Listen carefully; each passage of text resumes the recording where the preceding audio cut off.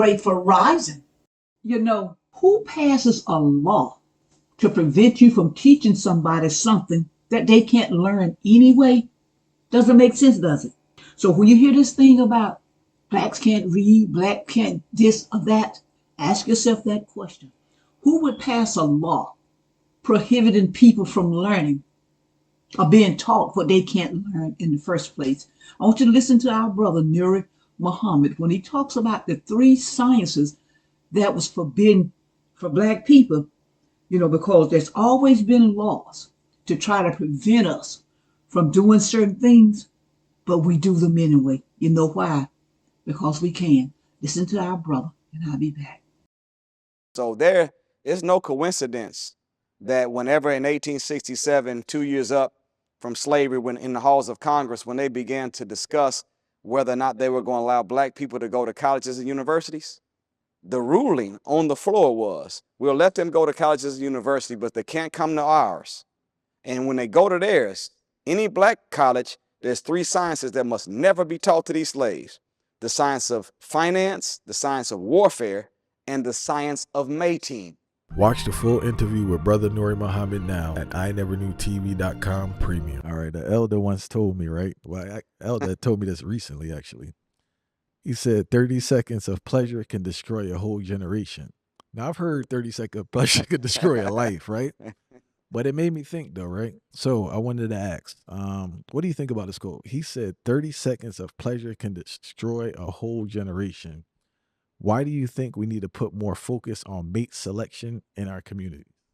Well, I think that what he had to be speaking of, I'm just trying to put some context to help me to grasp the content. But I imagine if we could interview him, he was speaking of that 30 seconds of pleasure. It had to be sexual pleasure, because 30 seconds of pleasure that comes from drinking a soda pop is not going to produce a destroyed generation.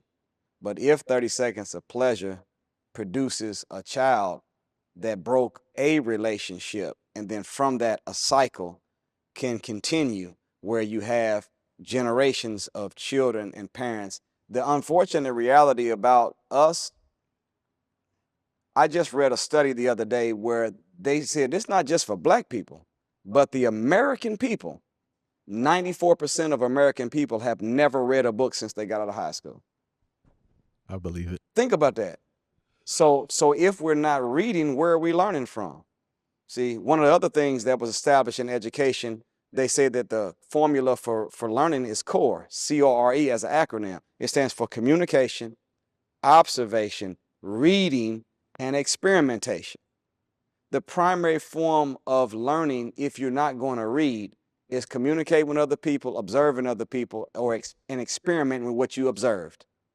So if we're learning only from what we see other people do, and our family is the one we see the most, whatever you feed the mind the most is what wins. If I'm Johnson and that Johnson and that Johnson and that Johnson, we always had a lot of women. That's just what we did. We always, see that's being loyal to a negative habit. So in that sense, 30 seconds of pleasure can ruin a whole generation, because one person makes a decision that disrupts a home, breaks up a relationship by having weak sexual discipline. The next generation feels like, by observation and communication, that I am Ed Johnson, so I must be loyal to that particular system. And we repeat that kind of bad habit and take pride in it. Take pride in it. The Johnsons, we ladies men. And now next thing you know, you have a cycle of constant, consistent, broken homes that produces that generation. So there is no coincidence that whenever in 1867, 2 years up from slavery, when in the halls of Congress, when they began to discuss whether or not they were going to allow black people to go to colleges and universities, the ruling on the floor was, we'll let them go to colleges and universities, but they can't come to ours. And when they go to theirs, any black college, there's three sciences that must never be taught to these slaves: the science of finance, the science of warfare, and the science of mating. See, two sides of mating. One is picking a spouse, and the other is parenting the child that comes from that bond. Look at our problems right now.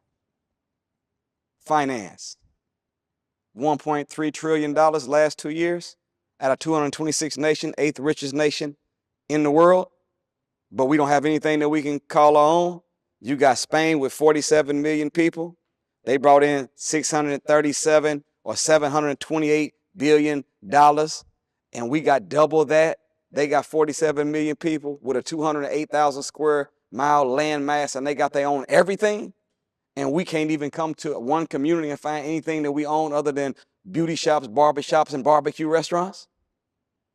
Something wrong. We got dollars, but we need some sense. So finance, we didn't learn. Then you have the science of warfare. We kill only each other. We never have raised up against the enemy that torments and kills us. We only kill each other. And mating. We have the highest divorce rate of any group of people on earth. Third world nations living in poverty and in mud huts with no running water or electricity have a better, more successful marriage ratio than black people in America. 75% divorce rate among us. And then there was a study called the McKinley-Irving study by McKinley-Irving Law. Look at this. They went back to 1867 and found that 9 out of 10 eligible black adults were married back then. That's 90% of every adult black person was married with a near 100% success ratio.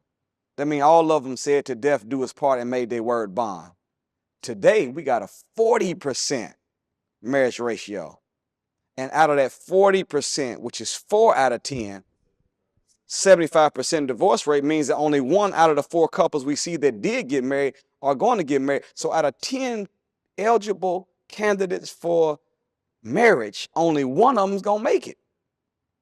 So that's a sign, because the minister said it like this: where there are no strong marriages, you cannot have a strong family. Where there are no strong families, you cannot have strong communities. And where there's no strong community, you can't have a strong nation. Marriage is the cornerstone of all nation building. So mating, question, is it important? It is of great significance. I said, and my brother Steve Harvey, he quoted it when they asked him about how valuable it was for him to have the wife he has. And he mentioned, he said, there's a dude named Nuri Muhammad that said coldest thing, and he paraphrased it. He did good with his memory to say it. But what I said is that the most important decision you'll ever make in your life after choosing belief in God is choosing the right mate to spend the rest of your life with. For the mate you choose will either inspire you to grow into your greatness, or they'll confine you to complacency. They'll either be your other half, or they'll make you half of yourself. The minister said this: a good relationship brings out the best in you and makes you more youthful, while a bad relationship will bring out the worst in you and cause you to age prematurely. So choose wisely. After choosing belief in God, next most important decision you ever gonna make in your life is choosing the right mate to spend the rest of your life with. That will be the cornerstone, the foundation of nation building. We don't have no strong marriages, we'll never be a strong people. Now you hear what our brother said about the 3 different sciences? He said a lot of good stuff, but I want to focus right quick on the 3 different sciences.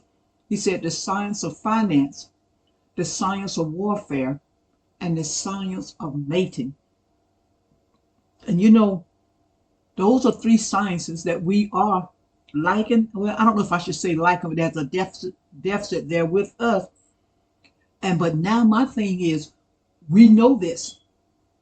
What are we going to do about it? Because we've proven time and time again, once we know something, we can master something. So we know this now. So what are we going to do about it? That's my question. What are we going to do about it?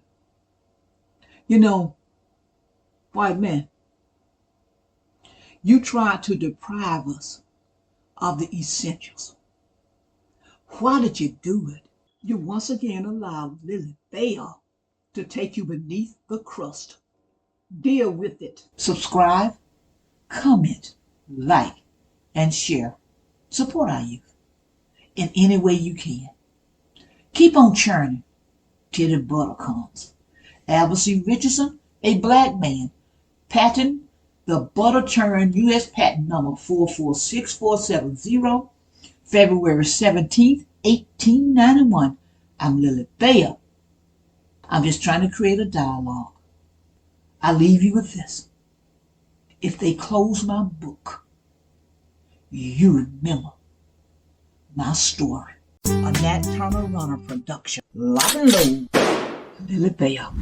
Be encouraged.